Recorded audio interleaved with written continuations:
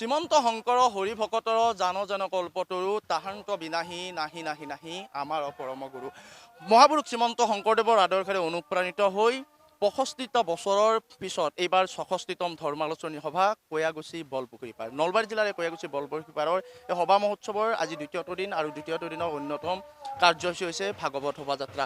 আৰু এনেধৰণে সুন্দৰভাৱে এখন নৌকা সাজি তাত ভাগৱত স্থাপন কৰি শোভাযাত্ৰা আগবাঢ়িছে আৰু প্ৰতিঘৰ মানুহৰ পদূলিয়ে পদূলিয়ে এই শোভাযাত্ৰা এনেধৰণে আগবাঢ়িছে। ধৰ্মীয় কৃষ্টি সংস্কৃতিৰ সমাহাৰ ঘটিছে আৰু ধৰ্মীয় কৃষ্টি সংস্কৃতিৰে এই শোভাযাত্ৰা আগবঢ়া পৰিলক্ষিত হৈছে। দেখুৱাইছোঁ ২৫, ২৬, ২৭ এই জানুৱাৰীত এই তিনিদিনীয়াকৈ এই কাৰ্যসূচী অনুষ্ঠিত কৰা হৈছে আৰু এইবাৰ ৬৫ বৰ্ষ গৰকি ৬৬ বৰ্ষত ভৰি দিছে আৰু এই ৬৬তম ধৰ্মালোচনী সভাৰ আজি দ্বিতীয়টো দিন আৰু দ্বিতীয়টো দিনৰ এই যি ধৰ্মীয় শোভাযাত্ৰা এই ধৰ্মীয় শোভাযাত্ৰা এই মুহূৰ্তত এনেদৰে আগবঢ়া পৰিলক্ষিত হৈছে।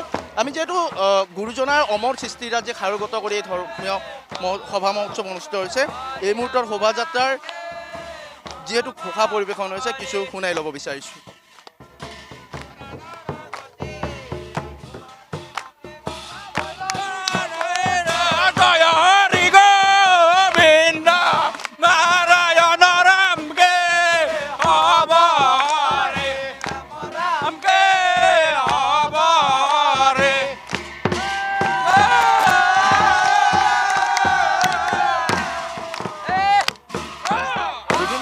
কাৰ্যসূচী আছে আৰু তাৰ ভিতৰত এই ধৰ্মীয় শোভাযাত্ৰাৰ জৰিয়তে সমাজৰ পৰা অসহিষ্ণুতা দূৰ কৰি সকলোকে জাতি জনগোষ্ঠীক এক কৰি থকাৰ বাবে এই শোভাযাত্ৰা উলিওৱা হয়।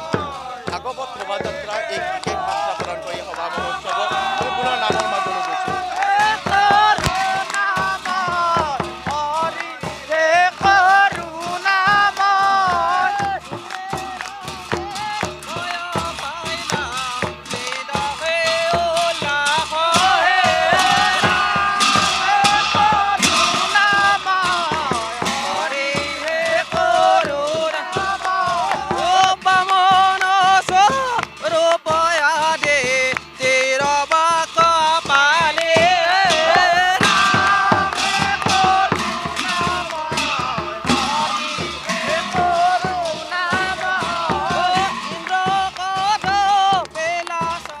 শোভাযাত্ৰা এতিয়া এনেধৰণে আগবাঢ়িছে। আমি দেখুৱাইছোঁ বিভিন্ন কৃষ্টি সংস্কৃতি লৈ আগবাঢ়া পৰিলক্ষিত হৈছে। প্ৰথমতে নৌকাত ভাগৱত স্থাপন কৰি সেই ভাগৱত আগবাঢ়িছে, তাৰ পিছে পিছে আয়তীসকলৰ নাম, তাৰ পিছে পিছে ঘোষানা নাম আৰু তাৰ পিছত ঢুলীয়া বা বিভিন্ন কৃষ্টি সংস্কৃতি।